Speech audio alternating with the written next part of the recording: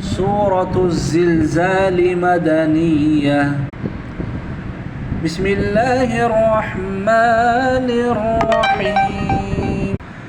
إذا زلزلت الأرض زلزالها وأخرجت الأرض أثقالها وقال الإنسان ما لها يومئذ تحدث أخبارها بأن ربك أوحى لها يومئذ يصدر الناس أشتاتا ليروا أعمالهم فمن يعمل مثقال ذرة خيرا يره ومن يعمل مثقال ذرة شرا